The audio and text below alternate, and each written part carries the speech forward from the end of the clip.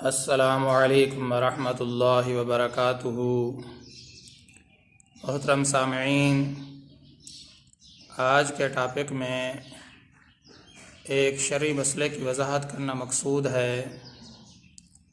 वो ये कि तिजारती कंपनियों की इनामी स्कीमों का शरई हुक्म क्या है।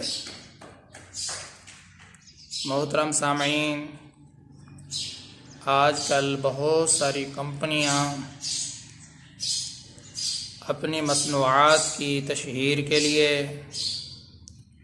या फिर अपनी चीज़ को ज़्यादा से ज़्यादा फ़रोख्त करने के लिए ख़रीदारों को इनामात से नवाजती नज़र आती हैं। मिसाल के तौर पर पेंट तैयार करने वाली जो कंपनी है, पेंट के किसी डब्बे में इनामी कूपन रख देती है और फिर जो शख्स उस कूपन को लाता है तो कंपनी के जो नुमाइंदे होते हैं तो वो उस पर लिखी हुई दर्ज की हुई रकम अदा करते हैं। तो इस बारे में उसूली हुक्म और शरई हुक्म यह है कि आया ऐसी इनामी स्कीमें जायज़ हैं या नहीं।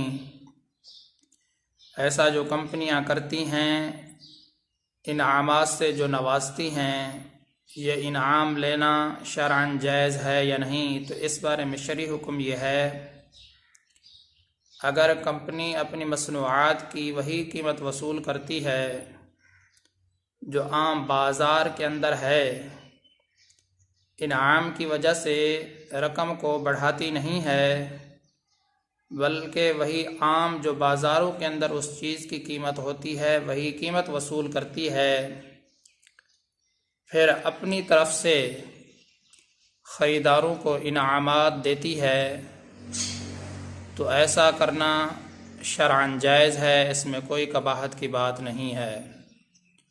मिसाल के तौर पर पेंट तैयार करने वाली जो कंपनी है, अगर एक डब्बा बाज़ार के अंदर 500 रुपये का मिलता है, वो कंपनी भी उसे 500 रुपये में ही फ़रोख्त करती है, फिर अपने तौर पर ख़रीदारों को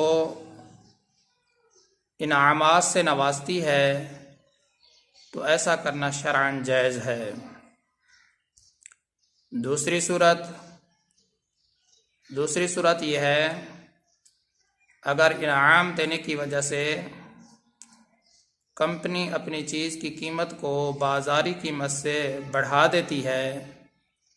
मिसाल के तौर पर अगर पेंट का डब्बा बाज़ार के अंदर 500 रुपये का मिलता है, तो ये तिजारती कंपनियां 500 की बजाय इनाम देने की वजह से वो चीज़ 600 रुपये की बाज़ार के अंदर या वैसे ही ख़रीदारों को सेल करते हैं।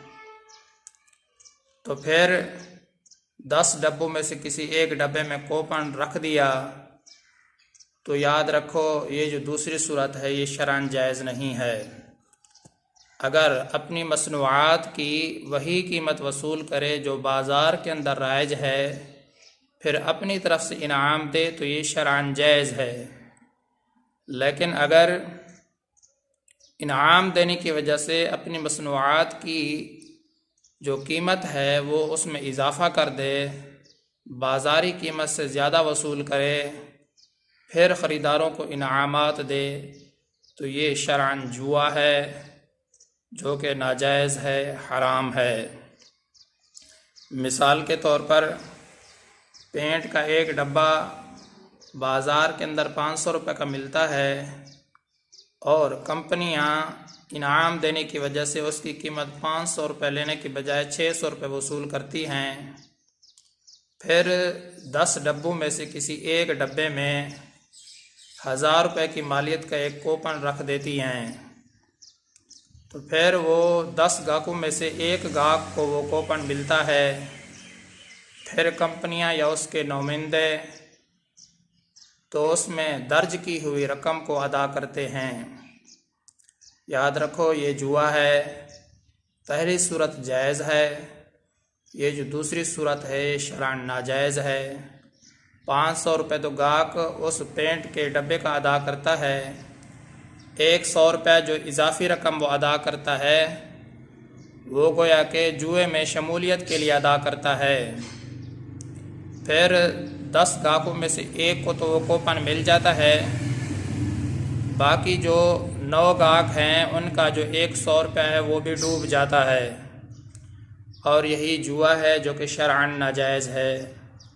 मोहतरम सामईन, इसमें आपने उसूली बात याद रखनी है, अगर कंपनियां इनाम देने के वक़्त अपनी मसनूआत की बाज़ारी कीमत वसूल करके अपनी तरफ से इनाम दे तो ये शरअन जायज़ है।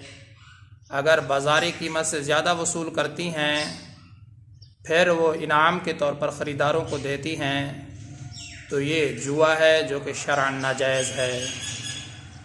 उम्मीद करता हूँ अल्लाह तबारक व तआला की ज़ात से कि आपको ये मसला सही तरीके से समझ में आ गया होगा। मैं आप सब की दुआओं का तलबगार हूँ। मोहम्मद सनाउल्लाह फ़ारूक।